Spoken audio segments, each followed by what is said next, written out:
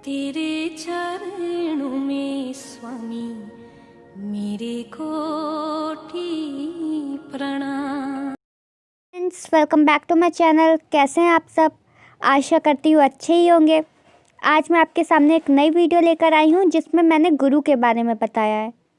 Video को अंत तक ही देखिएगा, तभी आप समझ पाएंगे कि हमारे जीवन में गुरु का क्या महत्व है और गुरु क्यों आवश्यक होता है। वीडियो को शुरू करने से पहले वीडियो को लाइक करें, चैनल को सब्सक्राइब करें और बेल आइकन भी दबाएं ताकि आने वाली वीडियो की नोटिफिकेशंस आपको तुरंत मिलती रहेंगी। और यदि आप शक्तिपात दीक्षा या कुंडलिनी जागरण में रुचि रखते हैं तो मुझे मेरे व्हाट्सएप नंबर पे मैसेज करें। नंबर आपको वीडियो में भी मिल जाएगा और नीचे डिस्क्रिप्शन में भी दिया हुआ है। तो चलिए वीडियो शुरू करते हैं। क्यों आवश्यक है गुरु? गुरु शब्द का मूल स्रोत क्या है? गुरु का मतलब है अंधकार से उजाले की ओर ले जाने वाला, शरीरधारी, तत्वदर्शी। और हमारी मूल मांग भी जीवन भर अंधेरा नहीं, उजाले की ओर प्रस्थान है। नमन अर्पण समर्पण करते हैं हम अपने गुरु, सदगुरु, परमेष्ठी गुरु, प्रातःकालीन से सिमरन अनंत काल तक चरणों में। आध्यात्म और साधना के क्षेत्र में गुरु का महत्व इसलिए नहीं है कि वह मंत्र बताता है अथवा शुद्ध उच्चारण बताता है, या देवी देवता का चुनाव करता है, या शक्तिपात करता है, या पूजा पद्धत बताता है। वह अपनी अर्जित शक्ति, शक्तिपात आदि से अथवा अपना अर्जित ज्ञान तो देता ही है। गुरु का महत्व इसलिए होता है कि वह सफलता को निश्चित करने के सूत्र देता है। वह हजारों साल के अनुभव और तकनीकी से अवगत कराता है, जिससे सफलता शीघ्र और निश्चित रूप से मिलती है। तो चलिए आज मैं आप सबको एक कहानी सुनाती हूँ जिससे आप और भी अच्छे से समझ पाएंगे। तो कहानी कुछ इस प्रकार से है। एक बार नारद जी श्री हरि विष्णु से मिलने गए। भगवान ने उनका स्वागत किया। जब नारद जी वापस चलने लगे तो विष्णु जी ने धीरे से लक्ष्मी जी से कहा, हे देवी, जिस स्थान पर नारद जी बैठे थे उस स्थान को गाय के गोबर से लीप दो। विष्णु जी ने कहा तो धीरे से था पर नारद जी को भी सुनाई पड़ गया। नारद जी वापस मुड़े और भगवान विष्णु से पूछा, हे प्रभु, जब मैं आया तो आपने मेरा खूब आदर सत्कार किया, लेकिन जब मैं जाने लगा तो आपने माता लक्ष्मी जी से ये क्यों कहा कि जिस स्थान पर नारद जी बैठे थे उस स्थान को गाय के गोबर से लीप दो। भगवान ने कहा, देखो नारद जी, मैंने आपका सम्मान इसलिए किया क्योंकि आप देव ऋषि हो, और मैंने देवी लक्ष्मी से ऐसा इसलिए कहा क्योंकि आपका कोई गुरु नहीं है, आप निगुरे हो। अरे जिस स्थान पर कोई निगुरा बैठ जाता है तो वो स्थान गंदा हो जाता है।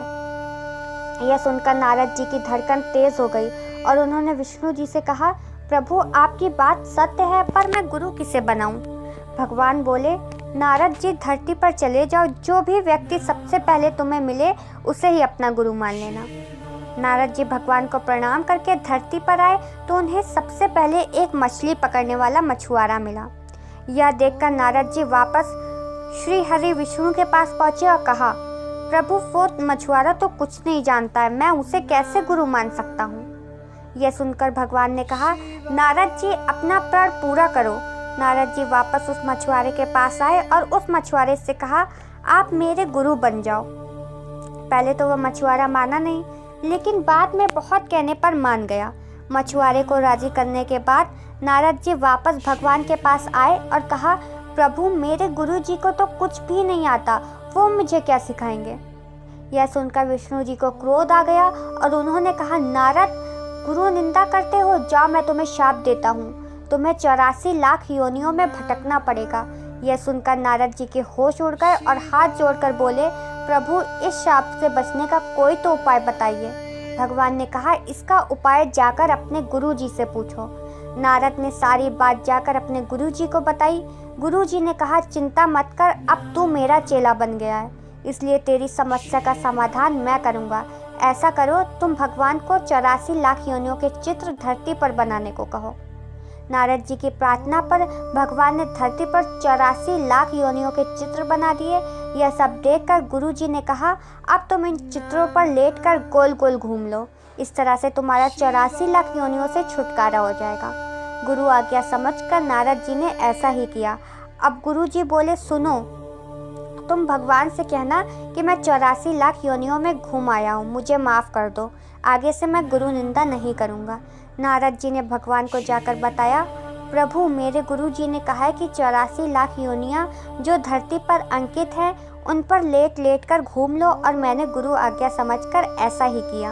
आप भी मुझे माफ़ कर दीजिए, मैं आगे से कभी गुरु निंदा नहीं करूँगा।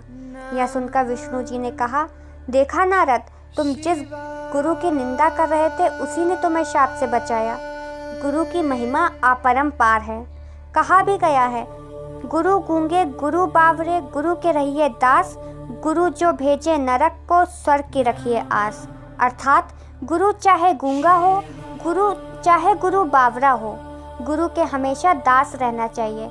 गुरु यदि नरक को भेजे तब भी शिष्य को यह विश्वास रखना चाहिए कि मुझे स्वर्ग ही प्राप्त होगा, इसमें भी मेरा कल्याण ही होगा। यदि शिष्य को गुरु पर पूर्ण विश्वास हो, फिर उसका बुरा तो स्वयं गुरु भी नहीं कर सकता। धन्य भगत ने एक पंडित जी को गुरु मान लिया था, और उन पंडित जी ने धन्य का मन रखने के लिए एक साधारण सा पत्थर यह कहकर दे दिया कि ठाकुर जी हैं, इनको भोग लगाया करो। लेकिन धन्य को गुरु के वचनों पर पूर्ण विश्वास था कि ये ठाकुर जी हैं, और धन्य इसी विश्वास से उस पत्थर में से भी साक्षात भगवान श्री कृष्ण प्रकट हो गए। तो ये थी कहानी। इसलिए सभी साधकों को गुरु चालीसा जरूर पढ़ना चाहिए। श्री गुरु चरण का ध्यान धर, गुरु चालीसा पाठ, राम मेरे हृदय बसे हर पल पहरो आठ। अवगुण मेरे भूल कर प्रभु शरण तुम दे, हरो मेरा अज्ञान सब गुरु प्रेम मोह दे। जय गुरुदेव ज्ञान गुण सागर, जय हरीश तिहु लोक उजागर। शक्तिमान प्रभु सबके स्वामी, घट घट के तुम अंतर्यामी। तुम्हारी कृपा से शक्ति जागृत होती, क्रिया विचित्र उजागर। बुद्धि शुद्ध तुम्हारी कृपा, मन निर्मल होता तब क्रिया। अग्नि रूप तुम निर्मल वेशा, रहते तुम शांति प्रदेशा। मन संकल्प से शक्ति जागे, विषय विकार सब बाहर भागे।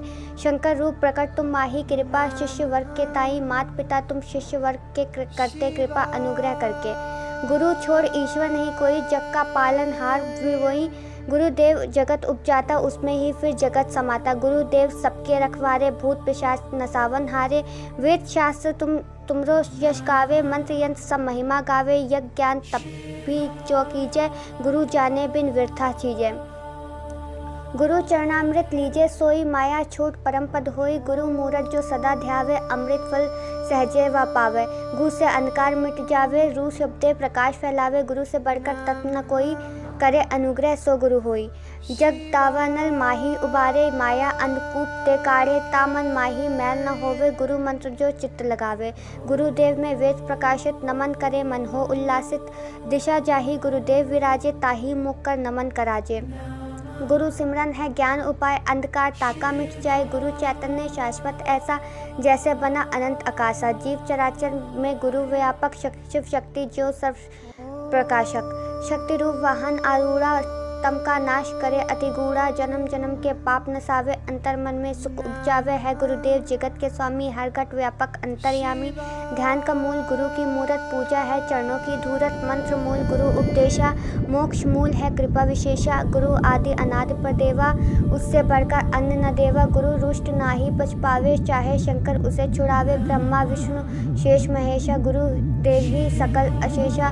भाव भक्ति से जो है ध्याता, गुरु की परा भक्त व पाता। गुरु से बढ़कर दूजा नाही, सकल जगत गुरुदेव के माही। गुरु सेवा बरांग मुख जो ही, गुरु भक्त न पावे सोई। नित्य शुद्ध है ब्रह्म स्वरूपा, चिदानंद माया पर रूपा। गुरु मार्ग जो चले अबाधा, मनोकामना पात अगाधा। नित्य पाठ जो इसका करता, निर्भय हो हरि सेवा करता। ताका मन विश्राम है पाता, मोक्ष प्राप्त परम पद पाता। तीर्थ शिवोम विनय गुरु आगे, हृदय माही प्रकट तुम भागे। ध्यान धरो गुरुदेव का, संकट कटे महान। मन बुद्धि निर्मल बने, हो जावे कल्याण।